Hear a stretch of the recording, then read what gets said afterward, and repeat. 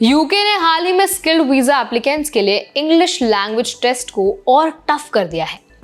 तो आज की इस वीडियो में हम जानेंगे कि नियम क्या है, क्यों आया है, इसमें इंडियन एप्लीकेंट्स को क्या चैलेंजेस मिल सकते हैं और स्टूडेंट वीजा और ग्रेजुएट वीजा होल्डर्स के लिए क्या क्या चेंजेस आने वाले हैं, एम्प्लॉयर के लिए क्या न्यू चेंजेस हैं और इंडियंस को कैसे केयरफुल रहना है।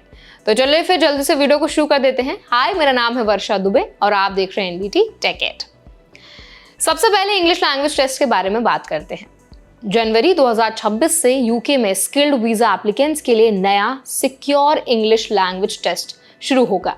यूके होम ऑफिस ने इसे ए लेवल या क्लास 12 के स्टैंडर्ड के बराबर रखा है। इस टेस्ट में स्पीकिंग, लिसनिंग, रीडिंग और राइटिंग के स्किल्स चेक किए जाएंगे। यूके होम ऑफिस ने इसे ए लेवल या क्लास 12 के स्टैंडर्ड के बराबर रखा है, जिसे लेवल B2 कहा जाता है। इसका एम यही है कि जो लोग यूके में आएंगे वो लोकल लाइफ में अच्छे से इंटीग्रेट कर सकें और काम में बेहतर योगदान दे सकें।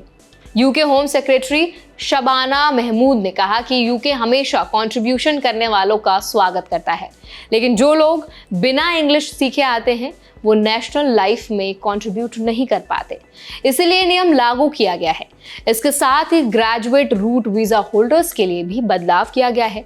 अभी तक इंटरनेशनल स्टूडेंट्स के पास अपनी पढ़ाई खत्म करने के बाद 2 साल तक ग्रेजुएट लेवल जॉब ढूंढने का समय था।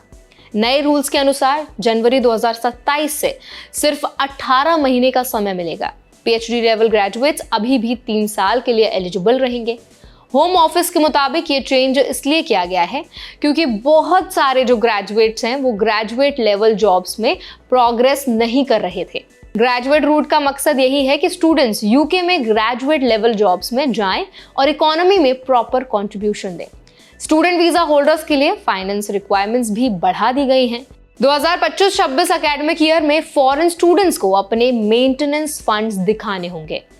लंदन के लिए अमाउंट 1529 पाउंड्स पर मंथ कर दिया गया है, जबकि बाकी यूके में 1171 पाउंड्स पर मंथ।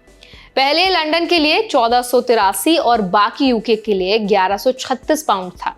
इसका मकसद यह है कि स्टूडेंट्स यूके में रहते हुए खुद को फाइनेंशियली सपोर्ट कर सकें और अननेसेसरी बर्डन ना बनाएं। एम्प्लॉयर्स के लिए भी नया बदलाव आया है। इमिग्रेशन स्किल्स चार्ज यानी कि ISC बढ़ा दिया गया है। ये इफेक्टिवली एक टैक्स है जो यूके एम्प्लॉयर्स को पे करना होता है जब वो स्किल्ड फॉरेन वर्कर्स को स्पॉन्सर करते हैं। इससे ब्रिटिश वर्कफोर्स में इन्वेस्टमेंट बढ़ाने और ओवरसीज रिक्रूटमेंट पर रिलायंस कम करने के लिए यूज किया जा सकता है। अब स्मॉल या जो चैरिटेबल ऑर्गेनाइजेशंस होते हैं उनको 480 पाउंड्स पर पर्सन पर ईयर देना होगा, जबकि मीडियम और लार्ज ऑर्गेनाइजेशंस को 1320 पाउंड्स देने होंगे। पहले स्मॉल ऑर्गेनाइजेशंस 364 और मीडियम लार्ज 1000 पाउंड्स पे करते थे। ये इंक्रीज पहली बार 2017 के बाद हुआ है। इसके अलावा हाई पोटेंशियल इंडिविजुअल यानी कि HPI रूट भी बदलाव हुआ है। अब उन यूनिवर्सिटीज की संख्या डबल हो गई है जिनके ग्रेजुएट्स HPI वीजा रूट का यूज कर सकते हैं। HPI वीजा में ईयरली कैप को 8000 एप्लीकेंट्स पर रखा गया है। इसका मतलब ये है कि दुनिया के टॉप यूनिवर्सिटीज के स्टूडेंट्स यूके में हाई स्किल्ड करियर अपॉर्चुनिटीज पा सकेंगे। ग्लोबल टैलेंट रूट और इनोवेटर फाउंडर रूट में भी बदलाव है। अब हाईली टैलेंटेड एंटरप्रेन्योर्स जो यूके में पढ़ाई कर रहे हैं वो आसानी से स्टूडेंट वीजा से इनोवेटर फाउंडर रूट में ट्रांजिशन कर सकते हैं और इनोवेटिव बिजनेस वेंचर शुरू कर सकते हैं।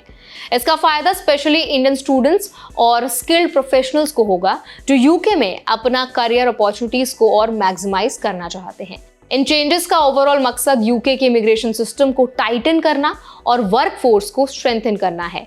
स्किल्ड वीजा के लिए इंग्लिश टेस्ट टफ होने की वजह से एप्लीकेंट्स को प्रिपेयर होना बहुत जरूरी है। इंडियन एप्लीकेंट्स को अपनी इंग्लिश स्किल्स इंप्रूव करनी होंगी और एग्जाम पैटर्न समझना होगा। ग्रेजुएट स्टूडेंट्स को अपने करियर प्लानिंग में बदलाव करने होंगे क्योंकि अब जॉब सर्च का समय 18 महीने है। एम्प्लॉयर्स को फंडिंग और ISC चार्जेस समझने होंगे। इंडियंस जो यूके जाने की प्लानिंग कर रहे हैं उनके लिए बहुत जरूरी है कि वो समय पर एग्जाम, वीजा और फंड रिक्वायरमेंट्स को पूरा करें। वीजा रूल्स में अपडेट रेगुलरली होते रहते हैं, इसीलिए हमेशा लेटेस्ट गाइडलाइंस चेक करना चाहिए। फाइनेंशियल प्लानिंग, इंग्लिश प्रिपरेशन और जॉब सर्च स्ट्रैटेजी को स्ट्रॉन्ग बनाना बहुत जरूरी है। तो आई होप ये वीडियो आपको हेल्पफुल लगी होगी, अच्छी लगी होगी। अगर इस वीडियो से आपको कुछ सीखने को मिला है, आपको पसंद आई है, तो वीडियो को लाइक करें और ज़्यादा से ज़्यादा लोगों तक शेयर करें। ऐसे और भी अपडेट्स के लिए, वीडियोस के लिए हमारे चैनल NBT Tech Ed को ज़रूर सब्सक्राइब करें।